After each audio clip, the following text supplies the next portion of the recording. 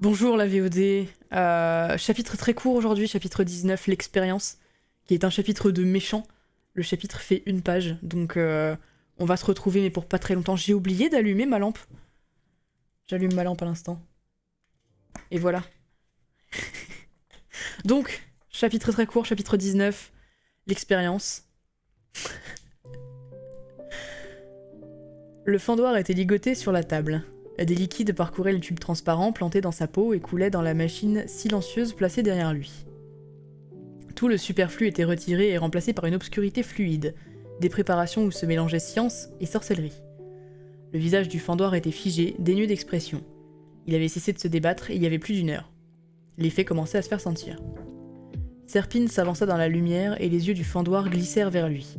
Ils étaient vitreux et ternes, privés de cette férocité qui avait affronté le regard de Serpine quand les hommes creux lui avaient amené le fendoir et avaient ôté son casque. Même si Scully Fourberie avait réussi à s'enfuir, Serpine avait reçu un nouveau prisonnier et il savait comment l'utiliser.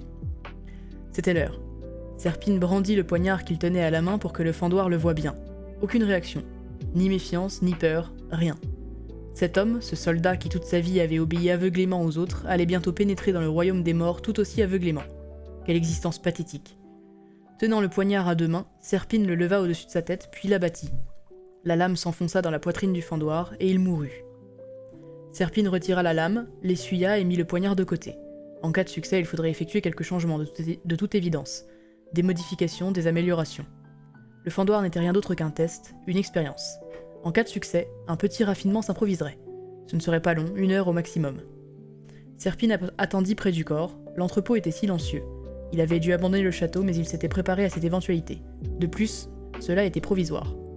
Dans quelques jours, ses ennemis seraient morts, il ne resterait plus personne pour l'affronter, et il aurait tout ce dont il avait besoin pour faire revenir les Sans-Visages, un exploit que son vieux maître mévolant n'avait jamais réussi.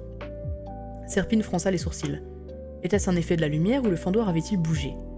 Il regarda de plus près, essayant d'apercevoir le soulèvement de la poitrine, guettant un signe de vie, en vain. Il palpa le pouls, rien. C'est alors que le fendoir ouvrit les yeux. Donc comme je l'avais dit, c'est un chapitre très court. Je pense que ça a pris peut-être grosso modo 1 minute. Désolé la VOD, c'est un chapitre extrêmement court, c'est un chapitre de méchants, j'adore les chapitres de méchants, même s'ils sont courts.